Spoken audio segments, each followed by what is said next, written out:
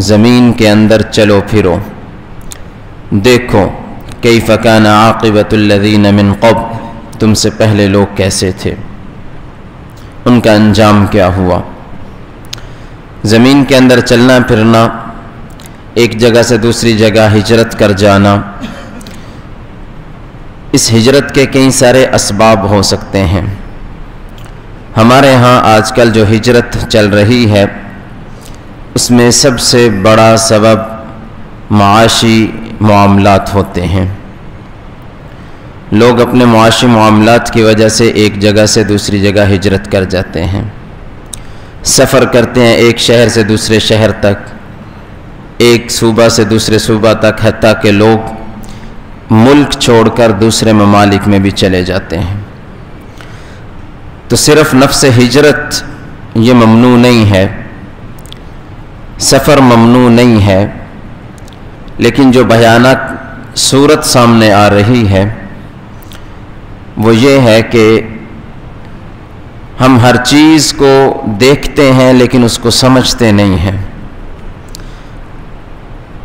اللہ رب العزت بہت اپنے قریب بندوں کو دیدہ بینا عطا فرماتے ہیں، ایسی آنکھ عطا فرماتے ہیں جو ہر چیز میں کچھ نہ کچھ عبرت کا سامان نکال لیتی ہیں۔ میرے اور آپ میں سے ہر شخص کے پاس وہ بصارت نہیں ہوتی، اسی وجہ سے علماء نے لکھا ہے کہ ضرور کوئی نہ کوئی زندگی میں شریعت کا رہنما رکھنا چاہیے، جس سے اپنے ہر مسئلے کی رہنمائی لی جائے، جسے ہم اپنے الفاظ میں مرشد بھی کہتے ہیں، پیر بھی کہتے ہیں، خلیفہ بھی کہتے ہیں، رہنما بھی کہتے ہیں، ولی یا نیک آدمی، کسی بھی لقب سے اس کو ہم پکار سکتے ہیں، جس کے ہاتھ پر ہم بیعت کرتے ہیں، جس کا مطلب یہ ہوتا ہے کہ میں اپنے ہر معاملے میں اس سے رہنمائی لوں گا، اور اس رہنما کی یہ خاصیت ہوتی ہے کہ وہ زندگی کی چھوٹی چھوٹی ہماری باتوں کو نوٹ کر کے ہمیں بڑے بڑے سبق سکھا دیتا ہے۔ حضرت ڈاکٹر عبدالحی عارفی رحمۃ اللہ علیہ، اب ایک واقعہ چھوٹا سا لکھا ہے ان کی زندگی میں، وہ عرض کرتے ہیں، لیکن چونکہ دیدہ بینا رکھنے والے آدمی تھے تو اس ایک واقعہ پر انہوں نے 3 جملے بھی ارشاد فرمائے۔ پھر فرماتے ہیں کہ ہندوستان میں کسی ایک سفر پر تھا میں، تو اچانک یہ تانگے اس ٹائم چلا کرتے تھے، تو کوچبان جو تھا، تانگا چلانے والا جو تھا، ایک مقام پر اچانک سے گھبرا گیا اور مجھ سے کہنے لگا تانگے سے نیچے اتر جائیے۔ حضرت ڈاکٹر عبدالحی عارفی رحمۃ اللہ علیہ فرماتے ہیں کہ میں نے اس سے کہا بھائی یہاں تو کوئی خوفناک چیز نہیں ہے، اتنے گھبرا کیوں رہے ہو؟ سامنے سے کوئی چیز آ رہی ہو جس سے ٹکرانے کا اندیشہ ہو، یا کوئی خطرناک، کوئی گڑھا میں گر رہے ہیں، ہم کچھ بھی نہیں ہے، بالکل پرسکون ماحول ہے، اور آپ اتنی گھبرائی آواز میں مجھے کہہ رہے ہیں کہ نیچے اتریں، جلدی کریں۔ تو اس نے مجھے کہا کہ میں آپ سے کہہ رہا ہوں جلدی نیچے اتر جائیں تانگے سے، خطرے کی علامت ہے، میں آپ کو بتاتا ہوں۔ فرماتے ہیں میں نے دائیں بائیں دیکھا، مجھے کچھ نظر نہ آیا وہاں پر۔ خیر میں فرماتے ہیں کہ اتر گیا، تو میں نے اسے پوچھا کہ اب بتاؤ معاملہ کیا ہے، کیوں مجھے اتار دیا ہے، درمیان راہ میں اتار دیا ہے، فلاں مقام تک آپ کی اور میری بات ہوئی تھی جانے کی، اور آپ رستے میں مجھے اتار رہے ہیں کہ فی الحال اتر جائیے۔ تو فرماتے ہیں کہ اس نے مجھے کہا کہ میرا علاقہ ہے یہ ہے، میں اس علاقے کو اچھے طریقے سے جانتا ہوں، یہاں ابھی ایک آندھی آنے والی ہے، اس کے آثار پیدا ہو رہے ہیں، اور وہ آندھی اس قدر شدید آئے گی کہ جس سے درخت بھی اکھڑ سکتے ہیں۔ دوران سفر اگر ہم سفر کرتے رہے، اس آندھی میں تانگے پر بیٹھے رہے، تو تانگا گر بھی سکتا ہے، تیز ہوا میں اڑ بھی سکتا ہے، جس سے ہمارا نقصان ہو جائے گا، آپ کا بھی نقصان ہوگا، میرا بھی نقصان ہوگا۔ تو فرماتے ہیں خیر میں نے کہا اچھا ٹھیک ہے۔ اس نے کہا تھوڑی دیر انتظار کریں، آندھی گزر جائے، اس کے بعد ہم آگے سفر شروع کر دیں گے۔ فرماتے ہیں میں تانگے سے اترا تو میں ایک درخت کے سائے میں جا کے بیٹھ گیا۔ اس نے فرمایا کہ نہیں یہاں بھی نہیں بیٹھنا، اس لیے کہ وہ اس قدر شدید آندھی آئے گی کہ درختوں کو جڑوں سے اکھیڑ ڈالے گی، یا ان کی ٹہنیاں اور ان کی شاخیں ٹوٹیں گی اور آپ کو نقصان پہنچے گا۔ آپ ادھر صاف میدان میں آئیں، دھوپ میں آئیں، اور ادھر زمین پر جب آندھی چلے تو زمین پر آپ نے لیٹ جانا ہے، کھڑا بھی نہیں رہنا، وگرنہ آپ گر جائیں گے، آپ اپنے اوپر قابو نہیں پا سکیں گے، اس قدر شدید آندھی آنے والی۔ اب حضرت ڈاکٹر عبدالحی عارفی رحمۃ اللہ علیہ فرماتے ہیں میں نے کہا اچھا بھائی مان لیتے ہیں آپ کی. کہتے ہیں تھوڑی دیر کے بعد واقعتاً آندھی شروع ہو گئی اور اس قدر واقعتاً شدید تھی کہ درخت میں نے دیکھے کہ اکھڑ رہے ہیں اس آندھی میں, اور یوں لگ رہا تھا جیسے پورے کے پورے علاقے میں ٹیلے اڑ اڑ کے دوسری جانب جا کے گر رہے ہیں, اس قدر شدید آندھی. فرمایا میں زمین پر اس تانگا بان کوچ بان کے ساتھ لیٹ گیا, وہ بھی میرے ساتھ زمین کو چمٹ کے لیٹ گیا, میں بھی زمین پر چمٹ گیا. تقریباً فرماتے ہیں آدھا گھنٹہ وہ آندھی رہی, اس کے بعد وہ آندھی ختم ہوئی. اس نے مجھے کہا کہ چلیے ہم اپنا اگلا سفر شروع کرتے ہیں. اب یہ ایک واقعہ تھا, تاریخ میں لکھا جاتا, ختم ہو جاتا. حضرت ڈاکٹر عبدالحی عارفی رحمۃ اللہ علیہ سیرو فی الارض, اللہ فرماتے ہیں زمین میں گھومو پھرو اور دیکھو, لیکن دیکھتا ہر کوئی نہیں ہے. ہمارے سامنے زندگی میں روزانہ سینکڑوں واقعات آتے ہیں, ہم دیکھ کے آگے گزر جاتے ہیں, عبرت نہیں پکڑتے. اب ڈاکٹر عبدالحی عارفی رحمۃ اللہ علیہ کی زندگی میں یہ واقعہ گزرا, وہ جب بیان فرماتے میں نے 3 عبرتیں اس واقعہ سے پکڑی. فرمایا کہ زندگی کے سفر میں رہنما ضروری ہے. اگر اس دن وہ میرے ساتھ کوچبان رہنما نہ ہوتا تو میں اس آندھی میں نقصان اٹھا لیتا. ایک ایسا رہنما زندگی میں ضروری ہے جو بتائے زندگی میں کہ ابھی مجھے آثار نظر آ رہے ہیں کوئی آندھی یا طوفان آنے والا ہے, تاکہ زندگی میں اس سے آنے سے پہلے اہتمام سے اس کے بچنے کی کوشش کر لی جائے.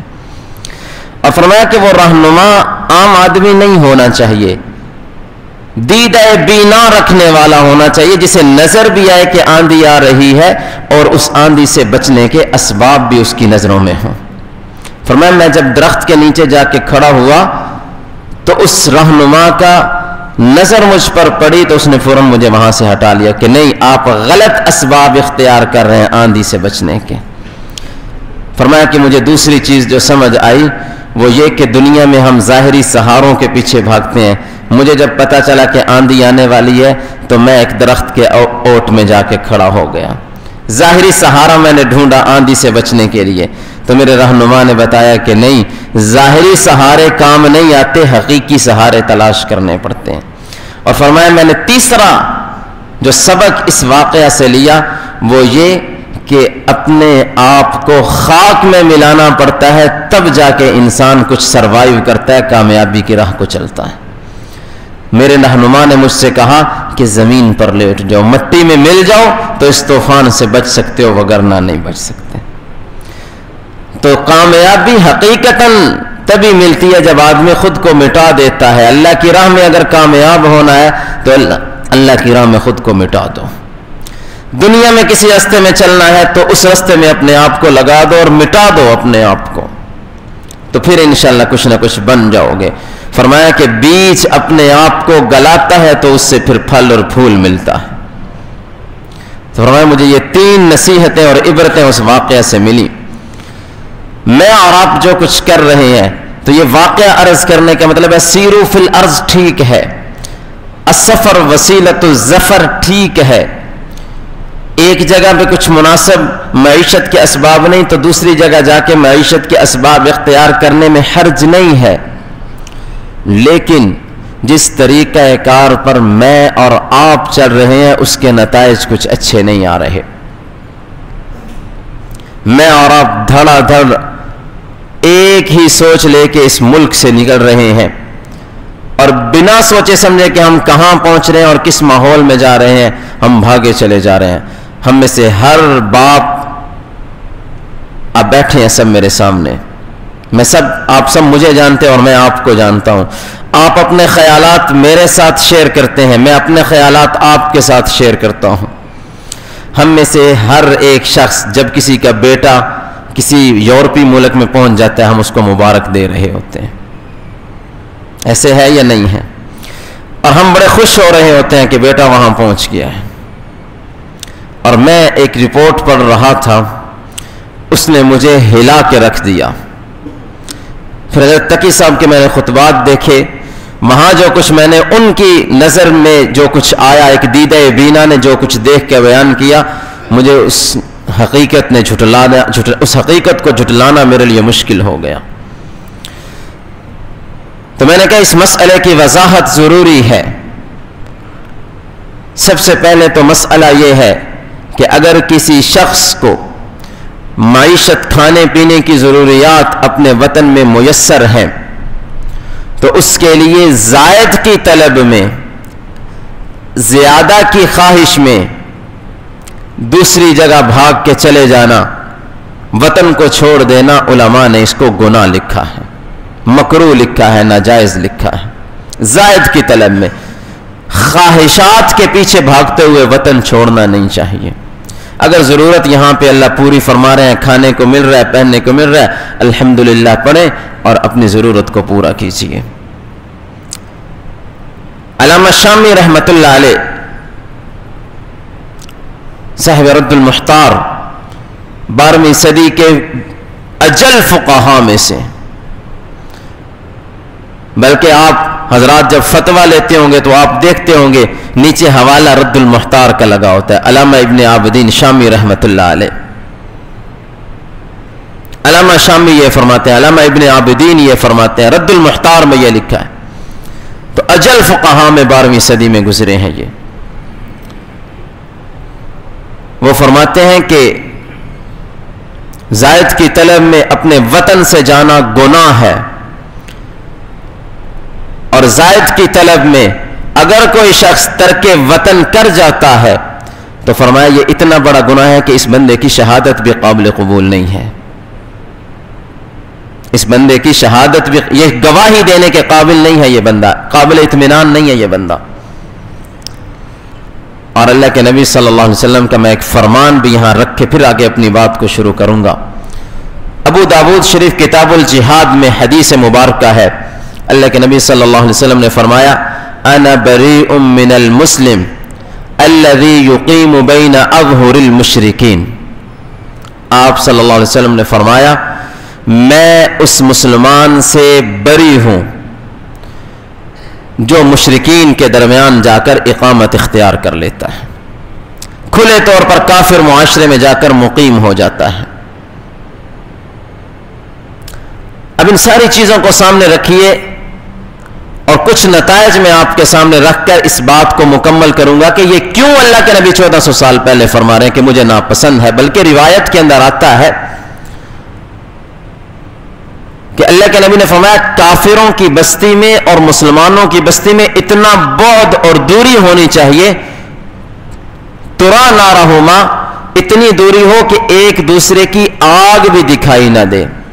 اگر کہیں پر کافروں اور مسلمانوں کی بستیاں ہیں تو مسلمانوں کی بستی کافروں سے اس دور آباد ہونی چاہیے کہ اگر یہ آگ جلائیں تو ان کو آگ نہ نظر آئے، اگر وہ رات کے وقت میں کبھی آگ جلائیں تو ان کو ان کی بستی کی آگ نظر نہ آئے، یعنی اس قدر دور اقامت اختیار کرو کفار کی بستی سے۔ اب ذرا ہمارے اپنے حالات پر ہم نظر کرتے ہیں اور پھر ہم نتیجہ اخذ کر لیں گے۔ ہمارے یہاں سے جو لوگ یہاں سے شفٹ ہو رہے ہیں ان میں دو طرح کے لوگ ہیں، کچھ تو اکثر ان میں زائد کی طلب میں جا رہے ہیں، اکثر زائد کی طلب میں، خواہشات کے پیچھے۔ اگر اللہ تعالیٰ کھانے پینے کا انتظام یہیں فرما رہے ہیں پھر اپنا ملک نہیں چھوڑنا چاہیے، اپنا وطن نہیں چھوڑنا چاہیے، مسلمان معاشرہ نہیں چھوڑنا چاہیے، اسلامی معاشرے کو چھوڑ کر، اسلامی تہذیب کو چھوڑ کر کفر کے معاشرے میں نہیں جانا چاہیے۔ لیکن بہت سارے لوگ جو جا رہے ہیں ان میں سے الا قلیل ہوں گے جن کے سامنے کچھ یہ صورتحال ہوگی، مگر نہ سب پیسے کے پیچھے بھاگ کے گئے ہیں کہ یورپ گرین کارڈ مل جائے، امریکہ پہنچ جائے، فلاں پہنچ جائے، آسٹریلیا پہنچ جائے، لیکن ان کے سامنے یہ بالکل نہیں ہے کہ میں ایک مسلمان معاشرے کو چھوڑ کے جا رہا ہوں، میرے دین کا وہاں پر کیا بنے گا۔ جو اصل میرا سرمایہ ہے، ایک مومن کے پاس سب سے قیمتی چیز اس کا ایمان اور اس کا دین ہے، تو میرے اس قیمتی سرمایہ کا وہاں جا کر کیا بنے گا۔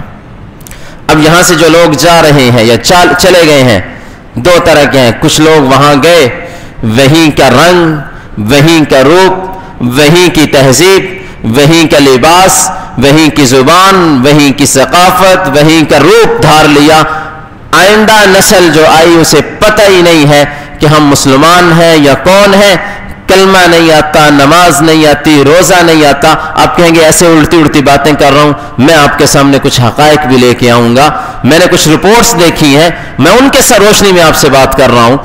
وہاں گئے ایسا دین بھلایا کہ آئندہ جو نسل آئی اس نسل میں کچھ ان کی اولاد بیٹے کچھ بیٹیاں، بیٹوں نے تو غیر مسلم اہل کتاب سے شادی کی، کسی حد تک اجازت تھی، لیکن یہ نتیجہ بھی نکلا کہ ان کی بیٹیوں نے غیر مسلموں سے نکاح کر لی ہے، حالانکہ مسلمان لڑکی کا کسی غیر مسلم سے نکاح جائز ہی نہیں ہے۔ اب اگلی جو نسل آئی وہ نہ مسلمان تھی نہ کافر تھی، پتہ نہیں کیا نسل تھی، وہ پتہ نہیں وہ کون سی نسل تھی، جنہیں پتہ ہی نہیں ہم مسلمان تھے، ہمارے آباؤ اجداد مسلمان تھے، جنہیں پتہ ہی نہیں کلمہ کی قیمت کیا ہے، جنہیں قرآن کی اہمیت کیا نہیں پتا، جنہیں اپنی نماز روزے کا نہیں پتا، مادر پدر آزاد مغرب کی تہذیب میں رنگی ہوئی نسل پیدا ہوئی اور ساری نسل کافر ہو گئے۔ اس طرح کے واقعات آپ سنتے رہتے ہوں گے، عام لوگوں کے واقعات آپ کے پاس ہوں گے۔ میں نے جو رپورٹ پڑھی ہے وہ مصر کے ایک بڑے محدث خاندان کی رپورٹ تھی، ایک قطر کے بڑے خاندان کی رپورٹ تھی جس کے دنیا میں نام ہے اسلام کے اندر۔ ایک بہت بڑا عالم گزرے، میں نام نہیں لینا پسند کروں گا، یہاں پر مصر میں گزر گئے، فوت ہو چکے ہیں۔ ان کے خاندان پر ایک شخص نے ریسرچ کرنا شروع کی، اپنے ریسرچ آرٹیکل لکھنے کے لیے کہ یہ خاندان اس وقت کہاں کہاں دنیا میں آباد ہے۔ ظاہر ہے اس خاندان کا اسلام کی تاریخ میں ایک بڑا نام ہے۔ وہ ریسرچر لکھتا ہے کہ میں حیران رہ گیا کہ اس خاندان کی تیسری نسل جو یورپ میں آباد ہے ان میں سے 80% غیر مسلم ہے، کافر ہیں۔ تیسری نسل 80% اس کے کافر ہیں، نیو یارک کے اندر وہ خاندان آباد ہے، جو مسلمان نہیں ہیں آج، کافر ہیں۔ صرف 20% اس خاندان کے لوگ آج مسلمان ہیں، جن کا باپ جن کا دادا دنیا اسلام کا ایک بڑا رہنما تھا، ایک مذہبی سیاسی رہنما نہیں، ایک مذہبی رہنما تھا۔ میں اور آپ جن کی کتابیں آج پڑھتے ہیں اور اسلام کی حقانیت کا درس لوگوں کو دیتے ہیں، اس کی تیسری نسل میں 80% لوگ غیر مسلم ہو چکے ہیں۔ پھر اسی طرح اس نے کہا کہ میرا تجسس بڑھا تو میں نے اسی طرح اور ممالک کے سفر شروع کر دیے، اور میرا یہی تجسس بڑھتا چلا گیا۔ جب میں یورپ میں گیا وہاں بڑے بڑے خاندان، آج ہمارا کوئی بہت بڑا علمی نام پیدا ہوتا ہے تو ظاہر ہے لوگ ان کی جانب متوجہ ہوتے ہیں، تو اگلی خواہش کیا ہوتی ہے کہ میرا بیٹا کینیڈا چلا گیا، میرا فلاں چلا گیا، میرا فلاں چلا گیا۔ آج بڑے بڑے حضرات، چند دن قبل ایک بہت بڑے گدی نشین، ان کی ایک میں نے تصویر دیکھی کہ فلاں یونیورسٹی میں ان کا بیٹا پڑھ رہا ہے، تو اس کی گریجویشن پر وہ وہاں گئے ہیں، تو ظاہر ہے بیٹا وہاں چلا گیا اور وہ خود ایک بہت بڑے گدی نشین ہیں، بہت بڑے عالم ہیں، بیٹا وہاں چلا گیا، اسی رنگ میں رنگے گا، آئندہ نسل اللہ نہ جانے کس انجام کو پہنچے گی۔ تو میرے بھائیوں بتانا یہ چاہتا ہوں کہ زائد اور خواہشات کی پورا کرنے کے لیے ترک وطن گناہ ہے، فقہا کی صراحت ہے۔ اللہ کے نبی فرما رہے ہیں انا بریء من المسلم الذي يقيم بين اظهر المشركين، میں اس مسلمان سے بری ہوں جو کافروں کے درمیان جا کر سکونت اختیار کرتا ہے۔ اللہ کے نبی فرمایا مجھے تو یہ چاہیے کہ کافروں کی بستی مسلمانوں کی بستی سے اتنی دور ہو کہ دونوں کی آگ ایک دوسرے کو نظر نہ آئے۔ کیوں؟ اللہ کے نبی صلی اللہ علیہ وسلم تو دور کی آنکھ سے دیکھ رہے تھے۔ اللہ رب العزت نے وحی کے ذریعے اطلاع دی تھی، آپ کا علم کامل علم، مکمل علم۔ اللہ کے نبی 1400 سال پہلے فرما رہے تھے، آج ہم اپنے سامنے یہ رپورٹیں رکھ کے بیٹھے ہوئے ہیں۔ حضرت مفتی تقی عثمانی صاحب دامت برکاتہم فرماتے ہیں میں جب یورپ کے سفر پر تھا تو میں نے وہاں دیکھا کہ دو طرح کے لوگ ہیں، ایک تو وہ آئے جن کی نسلیں بگڑ گئی، جنہیں پتہ ہی نہیں ہے کہ ہم مسلمان بھی تھے یا نہیں تھے، ہمارا باپ مسلمان تھا یا کافر تھا انہیں پتہ ہی نہیں ہے، اور ایک طرح کے وہ لوگ کہ زندگی کی جب اخیر عمر میں پہنچے، یورپ کی رنگینیاں دیکھ کے آ تو گئے، زندگی کی اخیر عمر کو جب پہنچے، مرنے کا وقت قریب آیا تو قبر یاد آئی کہ میرے یہاں جنازہ کون پڑے گا۔ پھر اسے خیال آیا کہ اوہو میں تو مسلمان ہوں، پھر اسے خیال آیا کہ میری اولاد کا کیا بنے گا، تو وہ بھاگا اپنی اولاد کو لے کے کہ میں اسلامک سینٹر، وہاں مساجد کو اسلامک سینٹر کہا جاتا ہے، پھر وہ بھاگا اپنی اولاد کو بھی لے کے مسجد کی جانب۔ پھر اس کی توجہ ہوئی یا وہاں کے 9 مسلم ہیں. فرمایا لیکن ایک آبادی وہاں مسلمانوں کی جا کر ایسی غافل ہوئی کہ ان کی نسلیں اسلام سے پھر چکی ہیں, نسلیں بگڑ چکی ہیں. تو مشکل حالات کو میرے بھائیوں دیکھیے ضرور, لیکن جو چیز ہے ایمان سب سے قیمتی ہے, ایمان سب سے قیمتی ہے. آپ کسی مسلم ملک میں ہجرت ضرور کر جائیے, میں اس سے نہیں منع کر رہا. آپ اگر ضروریات زندگی اللہ یہاں مہیا کر رہا ہے تو کبھی بھی اپنے مسلم معاشرے کو نہ چھوڑیے. یہاں کچھ بھی نہیں ہے تو میرے بھائیوں یہاں آپ کا دین تو کم از کم محفوظ ہے, آپ کے بیٹے کا ایمان تو محفوظ ہے, آپ کی نسل کا ایمان تو محفوظ ہے. وہاں جا کے کوئی گارنٹی نہیں ہے کہ آپ کا دین محفوظ رہے گا یا نہیں رہے گا.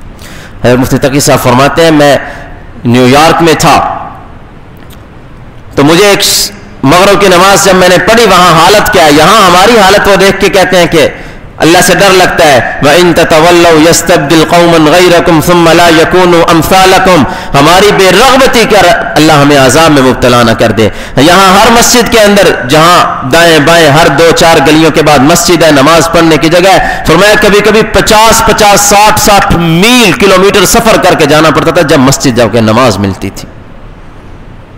مسجد کوئی نہیں ہے اور بیچارے مسلمان دور دور سے بھاگ بھاگ کے آتے پھر وہاں نماز پڑھنے کے لیے. فرمایا نیو یارک کی مسجد میں میں نے ایک مغرب کی نماز پڑھی.